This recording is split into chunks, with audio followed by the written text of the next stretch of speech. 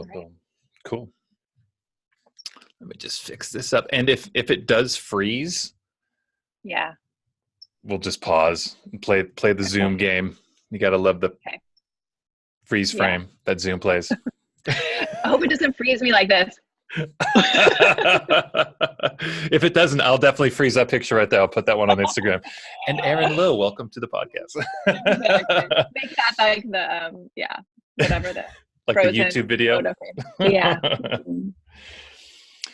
Well, everybody, thank you for joining the Men with Heart podcast, season 2. I have a friend and colleague and expert here named Erin Low, and she joins me from her wonderful home down in sunny California, where I am up in cold Bend, Oregon. So thank you, Erin, for joining the podcast. Love it. Thanks for inviting me. Happy to be here. And I really wanted to bring you on the podcast to talk to you and have you share a lot of the inspiration that you have for women's health. And as long as I've known you, you've been involved in women's health. And I met you through foundation training seminars and certifications. And even back then, you had just such an inspiration and drive to help women, soon-to-be mothers and mothers, new mothers. So I'd love for you to kind of introduce a little bit more about who you are, how you got into what you're doing, and what inspires you. Absolutely. So I've always worked in the health and fitness industry, mainly as a trainer, a manager. I've taught lots of different types of fitness and have been passionate about that my entire life. And so, in my 20s, I was very much into exercise and training and endurance training. I did lots of different things. And in my early 30s, I had kids, and I was so taken back by the lack of sort of support for women as they transition into motherhood. I had some complications after my deliveries, and my body was really broken down. And even with all of the training that I had, and at that point in time, I was really like searching for solutions. And the medical community, my doctors were saying, you're fine, like you're clear to exercise, you're good to go. But I just knew that my body was not supported in the way that it once was. And so I wasn't able to do some of the activities that I really loved in life without feeling pain, back pain, shoulder pain, or just like physically broken down. I couldn't support them. I couldn't really run and do the things I had done up to that point. And so I really got into this mindset where I started to believe that that's just the way it was. That was part of being a mom. And I think at first I sort of accepted it, and then I sort of really got kind of frustrated by that. Like, does it really have to be that way? I started questioning it. And then as I started to dive back into my career, and I started working with foundation training, I had a lot of clients who were broken down moms, and I started hearing the same conversation again and again, whether it was, I've had sciatica ever since I had Johnny, or ever since I had kids, I can't jump rope because I pee my pants. Whatever the conversation was, it was sort of this consistent message of, because I'm a mom, I have these limitations. And so that really got my attention and got me thinking, like, is that really true? Like, do we have to accept some of these breakdowns? It's absolutely a transition point in life where things change and evolve. But I really truly believe at my core that we accept far more than we need to as part of the process, especially when it comes to physical breakdown. I think with very minimal information and tools, we can restore our bodies. The truth is, we just don't give them time, and we don't give them the information and the tools that they need in order to heal and restore. Instead, we just are kind of forced right back into our crazy modern lives, and our bodies suffer the consequences. And so I became really passionate about kind of finding that healing for myself and then sharing it with other women. So that is the inspiration behind my new business, which is called Goula Gals. Yeah. Oh, that's great. Yeah. Cause I know with my wife, Jennifer, she was really, really, into foundation training when she was pregnant, which I think really helped her delivery and then also postpartum as well. What are some of the common things that you believe should be introduced to women who are about to get pregnant or who are pregnant that like maybe some simple exercises, or maybe that's something that's on your website. But what are some things Yeah. that the medical community aren't really like gearing women towards to get them ready? Oh, it's huge. I mean, I think the power of the breath is huge. I mean, when you look at if you break down the musculature, the deep front line of the body, it's all the muscles. The only way to activate them is through breath. And we just aren't utilizing that as a tool, as a form of exercise, as a preparation. And there are a lot of, you know, birthing classes that will teach you how to use breath during the delivery. But I also think breath is something that's really powerful to activate your body to support the pregnancy, to protect your pelvic floor from unnecessary downward pressure, to maybe support your abdominals so that they don't separate from the connective tissue, things like that. That can be done during pregnancy. And then post-delivery, you can use the breath. I mean, when you breathe, your diaphragm and pelvic floor should be working in a coordinated way. And that oftentimes gets out of sync through the process of delivery. It's a trauma on the body. And simply by using focused breath, you can start to bring those muscles back together and back in sync. It's what your body is designed to do. It's just, it needs kind of a reminder. It needs the right information. And if you have that right after delivery, wow, life-changing, because it helps to restore your body so you can go back to doing the things that you enjoy. And could you just tell the listeners real quick what the deep front line is, and then also what that coordination of breath looks like, and like what you're trying to achieve, the coordination between the pelvic and then the respiration diaphragm? Absolutely. So Thomas Myers, who is an amazing anatomist, physiologist who wrote Anatomy, trains and has other books as well and training courses. He has broken down the body into chains of muscles that go from one end to the other. And it's widely known and accepted now that muscles don't work in isolation. They work as a collection in a group. And so the deep front line is the deepest line of muscular support that runs from the arches of the feet, behind the calves, up your inner thighs, connects to the pelvic floor and the muscles that line the pelvis.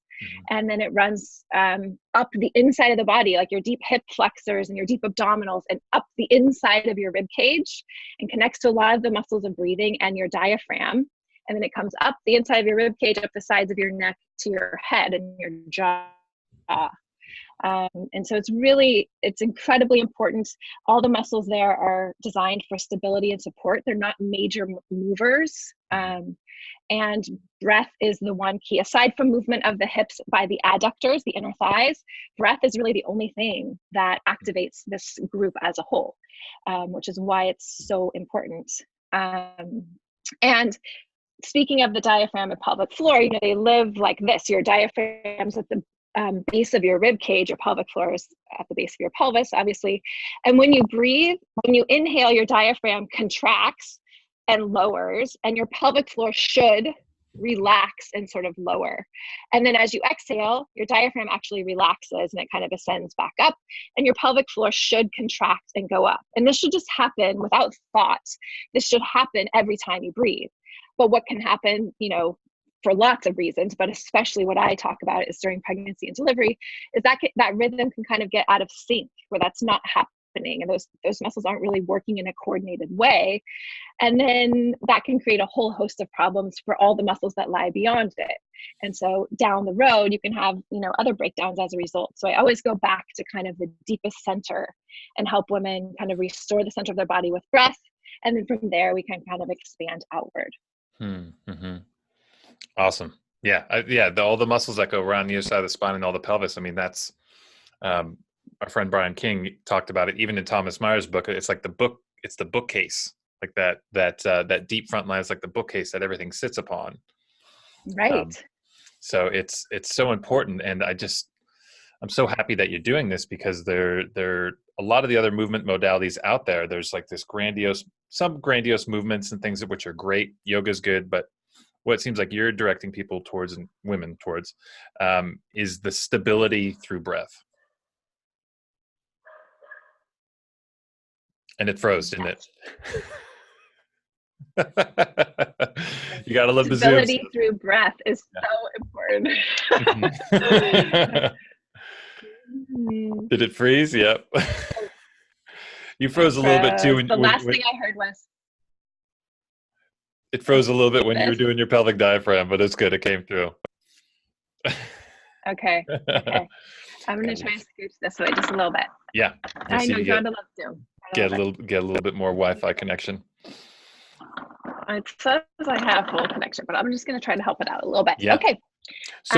So when you're working with women, is it best for them at any stage of their pregnancy to come into you, or do you prefer they come in like when's the best time for a woman to come start working with you, and then how long should they be working with you to maintain that health?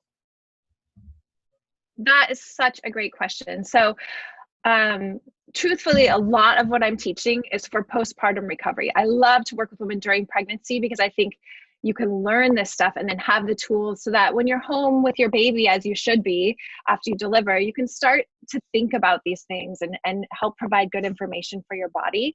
So during pregnancy, like late term pregnancy, I like to start working with women and then give them the tools that they need post delivery. I have an online program, which is great for, after your 6 weeks post delivery, you can kind of dive in and start to get everything back in order. But truth be told, most of the clients I work with are older women, not necessarily old, but they have kids who are maybe grade school age. And guess what? They never had postpartum recovery. So now they have all sorts of other issues.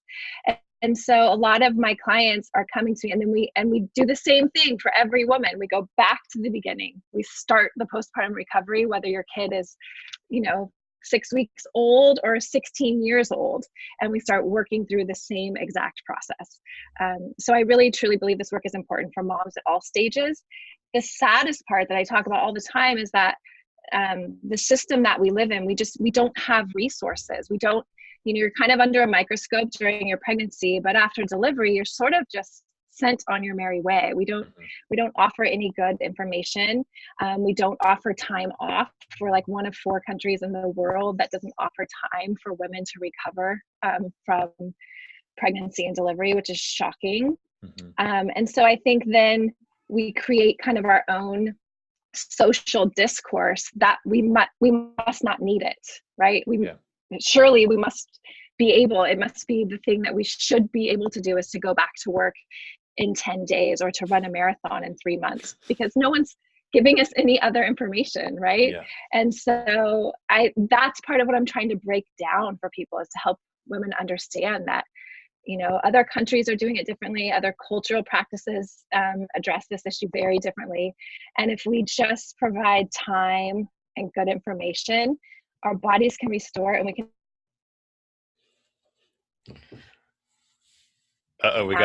We got the frozen. We got that's part of the process. We had that really funny phrase that your face made that really funny face for the frozen spot. So I'm going to use that. It's going to be great. Don't use it. Oh no. Okay.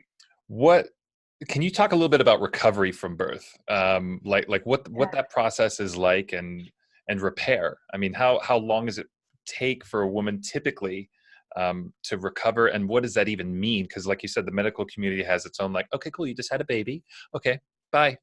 But yeah, talk a little bit about that. Well, it's so dependent on the person. I mean, I think it's such an individual thing, the process of pregnancy and delivery. But most medical people will say, for a normal vaginal delivery, 6 weeks.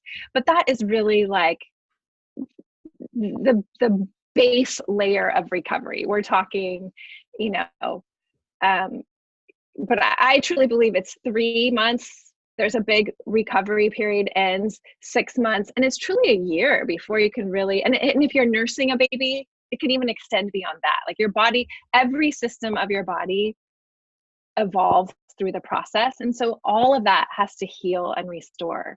And so even though the medical community is going to say 6 weeks before they clear you to exercise, there's so much more involved in healing than just, the short term, maybe healing from the stress, like the tissues that have torn or what have you. It's so much more than that. I mean, you have hormones that are changing, which impacts the mobility of your body. It's so complex. It's truly probably about a year for your body to heal and restore. Does that mean you can't be doing movement and things before then? Absolutely not. But I think we discount really how long it takes for a body to recover from a pregnancy and delivery and bringing a new life into the world. Mm-hmm. And one of those hormones is relaxin, right? Is there any other ones that females are working with while they're breastfeeding too, that also creates a little bit hypermobility that needs to be talked about when doing like a workout regimen as they're trying to get their body back to strength? Yeah, the relaxin's a big one. And they say, some of the studies say that, 6 to 12 months, what they'll detect elevated levels of relaxin in a woman's body. So if you're doing a lot of work where you're, focusing on mobility and stretching, can actually cause injury. So you want to be really cautious about those activities during that period of time. Nursing influences other hormones, but that also taxes your metabolism and other things. So you just want to be really careful and cautious, and you don't want to just jump right back into what you've always been doing during that period of time. Your body has different needs and demands, physical, metabolic. You need more sleep, which you're not getting most likely. And so I think, you have to kind of address it sort of more holistically than we're doing right now. To be freeze again. And what C-sections? I actually wanted to bring that up in C-sections. It seems like with C-sections, it's kind of something that people or women can even schedule prior, even though there's no need for them to do it. They just say, hey, I'd rather just have a C-section. And recovery from that, in your experience, what's missing with the recovery from that? Yeah, any type of rehabilitation, it always kind of blows me away that, if you were to have like a knee surgery or something, you would be on some type of rehabilitation protocol.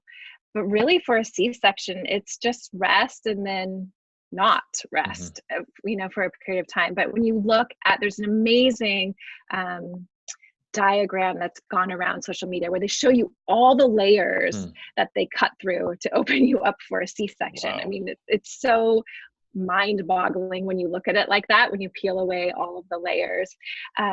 But that's a major surgery, and they cut through the abdominals. So all of that fascia musculature has to heal, and that takes a really long time. And then on top of that, there's scar tissue and other things, adhesions and stuff that oftentimes will need to be addressed. So C-sections are challenging. A lot of the recovery process is similar, though. A lot of the protocols and stuff that I would teach would be really similar.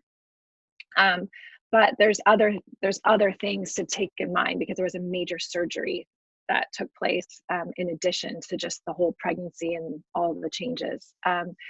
So C-sections are complicated, and I think that they don't get enough attention from the medical community as far as rehabilitation is concerned.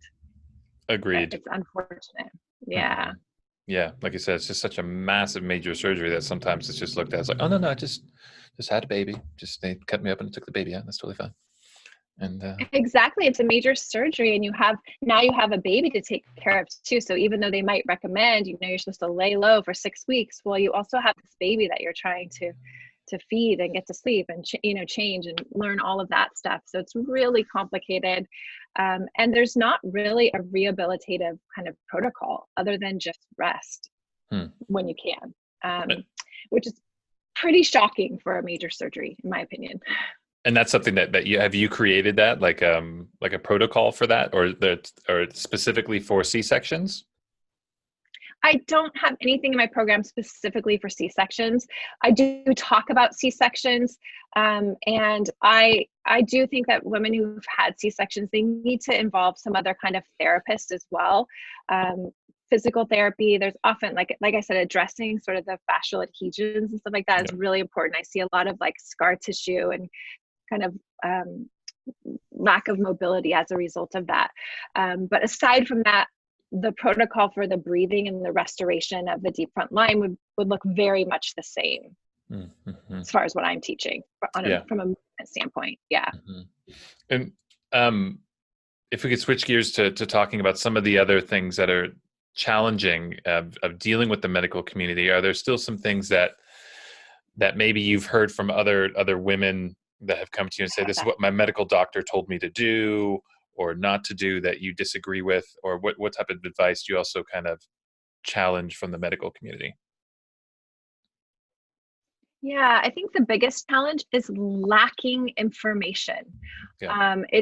It is such, there is a black hole when it comes to postpartum recovery. Like I said, most women in the US, postpartum recovery looks like one visit with your OBGYN at 6 weeks post delivery. That's it. Yeah, that's it. I recently had a client who at that visit, they did not even do a pelvic exam. They just had a conversation. And so there's not a lot of information. And oftentimes there's sort of like a protocoled checklist that they're going through. They're screening for postpartum depression is a big one, which, don't get me wrong, that is huge and we should be screening for that. But I also believe that if we better supported women in this process and gave them tools and resources, that there would probably be less postpartum depression because the transition would just be a little bit easier. I also think that, so there's no information. So they just kind of jump back into life. They're told that they're clear to exercise, but there's no guidelines around that. So for instance, I recently had a client who, she just had her third baby. She's super fit and healthy. No problems with her delivery. She went to her 6-week visit. The doctor says, you're clear to exercise. She actually took it upon herself to say, is walking okay? And the doctor said, yes, absolutely, walking's great. But what she didn't explain or ask or talk about is the fact that her walking now involves 3 babies in a stroller. We live in Santa Barbara, there's hills. She had a complete prolapse while she was walking, like she felt it happen, could barely make it back home. And now it's like months of trying to recover. That is a very complicated situation to recover from, but it's very easily preventable. And that is the part that's so frustrating, is that if she had had better information about what to do and not to do, that she might have prevented that situation versus now being in a situation where she's trying to recover from a very complicated situation with 3 little babies at home. It's pretty frustrating. Can you talk a little bit about prolapse? Because I think that is a very important thing that I also deal with too. You know, I've talked to some older clients, even in their 70s or 80s, who have had experience with that as well. So if you could talk a little bit about that, and then some of the things that you do to help with that. Yeah, absolutely. Prolapse is a pretty big problem. It's kind of embarrassing. People don't like to talk about it. It's fairly common, and it increases, the likelihood of it increases with age. So the older you get, the more prone you are to it. The more pregnancies and deliveries you've had, the more prone you are to have this. But it's really just when there's lacking support for the organs, and the organs will start to press down into the vaginal wall. So it's incredibly uncomfortable, creates a lot of pressure. And when you talk, I have a group of women who are over the age of 60, and it's funny because in their generation it was just sort of widely accepted that women would have prolapse surgery. Like everyone they knew over the age of 65 had a prolapse surgery, and it was just sort of accepted that that's what would happen to you. And while I can't say, like, I don't have data saying if you do this it will prevent it. I can't say that, but I can say if you're teaching your body to muscularly support itself and to work in a synchronized way, that your organs will be better supported. I think that only makes sense. And I've seen it work with that case I was just telling you about, that woman who had this, a uterine prolapse. Not just with me, it's complicated. She's working with a pelvic floor PT and a chiropractor, but we have her stable now. Does she still have a prolapse? Yeah, I guess diagnostically she might, but she doesn't suffer any symptoms of it now, and she feels good. So, I will say it took her 9 months to really get to a place where she felt like she could resume pretty normal activity and be back on her feet for extended periods of time, which is just awful. So it's a really, really big, it's a big problem. And I think when it starts, I feel like in my age group, younger moms will often have like little symptoms. Maybe it's incontinence or small things. And it's easy to just brush that under the mat and say, oh, it's just because I had kids. I have this little bit of incontinence, or I have, I don't jump rope anymore because I just leak a little when I do that.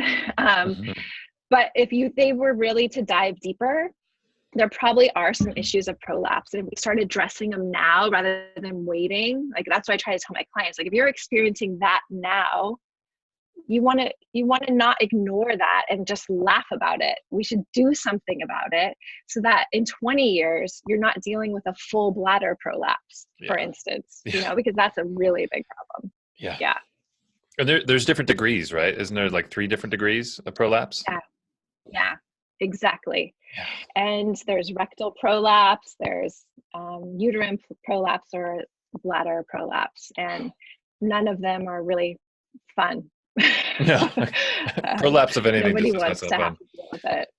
Now, because we're talking about the pelvic floor here, not something you want to deal with.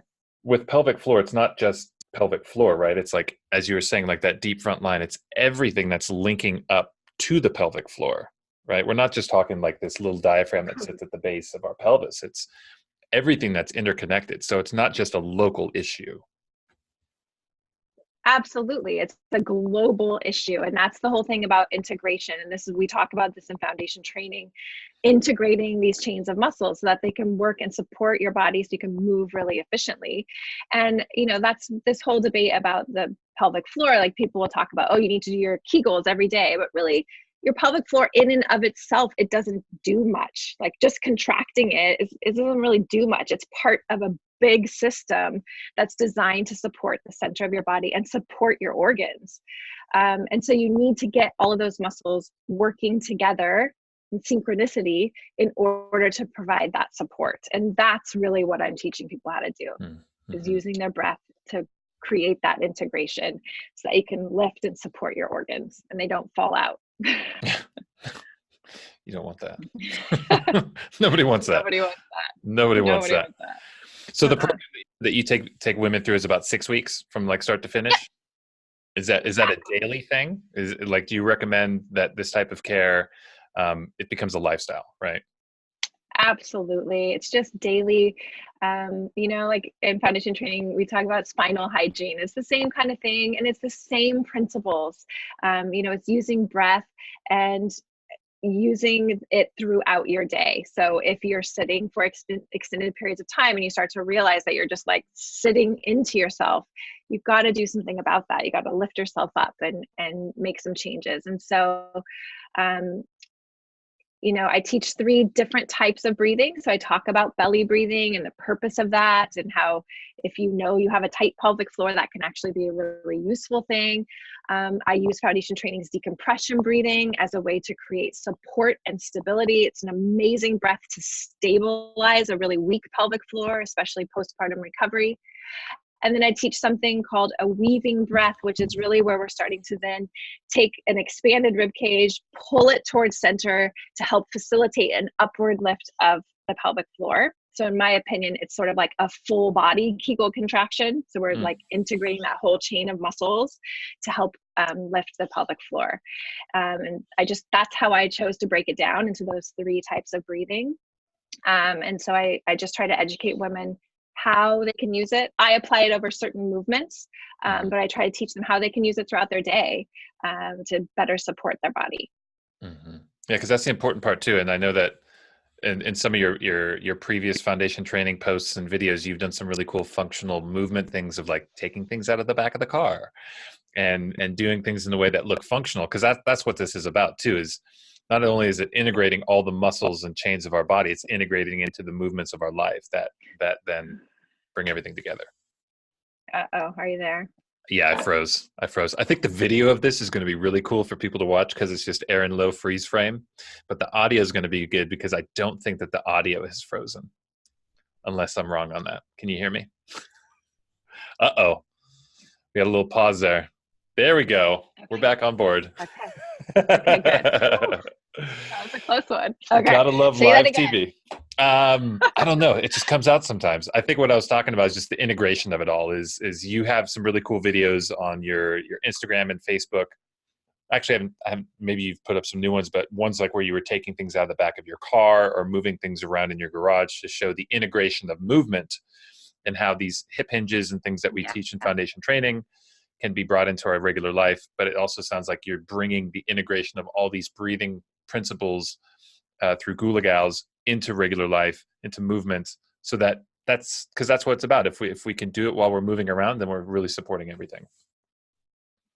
Absolutely. Yeah. And it's just, it's that simple. So it's hard to learn, but once you have it, then it's this amazing tool that you just apply to everything that you do to make it better, more integrated, more efficient. Yeah. How, like you mentioned, there's some certain things that women might be experiencing that would kind of drive them to find you, like they have some incontinence issues, or they have, like sometimes women can have sciatica and other things postpartum. But what other things do you think are a motivating factor for women to kind of search for something like this? Yeah, good question.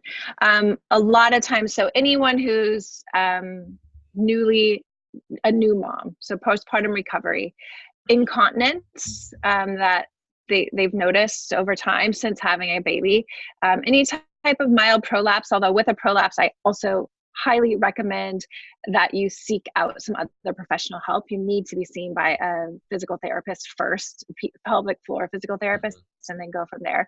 But the work is still really powerful and applies to that situation. Diastasis recti or rectus diastasis, however you want to pronounce it, separation of the abdominals. This is a big one, and it's kind of gotten a lot of attention in social media.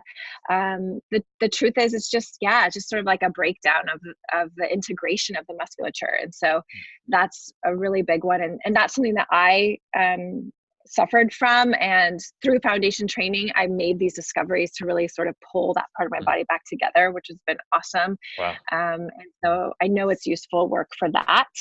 And any type of pelvic floor dysfunction, I see lots of people that have sciatica or neck or shoulder pain because, as Thomas Myers talks about with the deep front line, he says, he has an amazing quote that I will probably not be as eloquent in restating, but he talks about how breakdowns to the deep front line aren't usually noticed right away. They sort of create movement with less grace and fluidity. But then over time, we start to see breakdowns in other places. And so that's what I see a lot with these moms. They'll come in and they're like, oh, my neck, my shoulder, it's always bugging me. It's always bugging me. And then as soon as we start to like dive deep into the center of the body and start to strengthen, that those things just start to improve. And so it's my belief that that's why, because they just never restore the deep front line. And then you go about life. And then over time, you start to see these breakdowns in other places, whether it's your foot, your shoulder, your knee, wherever that might be. That's not always the case, right? I know it's not always that simple and linear, but that's sort of the lens that I see a lot of these things through. I'm just starting to think of some of the women in my life who are mothers, and I'm like, yeah, their deep front line could definitely use a little bit more tone. Maybe that's what it is, because it's like their first rib goes out all the time, or they have neck and shoulder stuff, or low back stuff. Yeah, like you said, it's like that. The stability right around the spine and around the pelvis that needs to be there for all that other movement around to move functionally and efficiently. Exactly. So true. And what are some of the things that you offer with Goula Gals? What are some, you have an online program, right? Yes, I do have an online program that offers just my basic curriculum. It goes through all the breathing, it applies it over 8 movements, and then you have you're left with 4 daily workouts that you can revisit. They're all under 15 minutes, so it's meant to be efficient and effective. Those are 2 huge words for me, because I think busy moms they don't have time. They need to know it works and they need to know it's fast. So that's available. I also provide workshops. I'm on the West Coast, so most of the stuff that I'm doing is in California, but I do provide workshops. I just did one in San Luis Obispo and Ventura. I'm doing one this weekend in Santa Barbara, and one in Montana in a few months down the road. So those are available. And, classes, I'm actually just starting an 8-week series that's really meant to be the kind of the next step. So it's basically, I'm calling it core integration, is to help women kind of make that transition from, okay, I've kind of got the breathing and the deep front line thing. Now I want to transition back to some more powerful movement. I want to like do more with it. And so I'll be making that available online at some point in the next few months. But right now I'm doing some live courses here with that. We also do some self-care retreats. So we have one coming up in the spring in Montana at Dancing Spirit Ranch, where we focus really on just self-care and healing, just time for yourself. It's something that's lacking in our society as a whole, but particularly for moms. There's very little time for self-focus. So we do a lot of this physical work that I teach while we're there, but also just time in nature, time with other women. We do meditation and hikes and all kinds of good stuff for your body and soul. Surrounded by Whitefish, Montana, right? Which is pretty unbelievable. Yeah. There's nothing quite like it. It's a beautiful place to be able to drop in and do all that self-care. Yeah. Well, is there anything that you recommend for any women who might be listening to this, like a first step, or any advice that you can share with them that they could take with them after listening to this podcast? Absolutely. I think first and foremost, know that whatever it is you're experiencing, that you're not alone. Know that there are tools and things out there that you can access. If you're experiencing physical breakdowns that you're frustrated with since having a baby, you don't have to accept those as part of your life now. There's things you can do about it. And you can follow me on Instagram and Facebook. I provide through my social media outlets as much video content as I can to educate women on this. And then I have online resources available. It's not expensive. You can access the online program for under $150 and kind of just get started and dive in. I'm also happy to do virtual. I do virtual training with women all the time who have, concerns, and they kind of want personal touch, but they're not located close by. So that's another option as well. So what are your websites and social media? How do people get in contact with you so we can have that on the audio? Cool. I'm goulagals.com, and it's Goula, like doula with a G. Cool. Goulagals.com, and I'm at Goula Gals on Instagram and Facebook. And there's a private Facebook group where I post just some more specific information geared towards women. So you can request to join that as well. If you're a mom, there's a little survey you'll take. And so there's a private Facebook group and a public facing Facebook group as well, where resources are available. Great. Wonderful. Yeah. Well, so happy to have you on board and to share all this good information. Cause I know being, looking at my wife, Jennifer, and seeing her recovery. I mean, our boy's almost 2 years old. And her even finding time to even do like a 10-minute foundation training thing is very challenging for her. But every time that she does some form of movement of increasing the tone of her deep front line, she always feels better and she even looks better. Yeah, it's true. But it's a challenge. We just have to overcome it. Mm-hmm. Well, thank you I was just gonna say thank you. I was likewise going to say thanks for having me on. It's fun to be a part of this exciting journey you're on. I love it.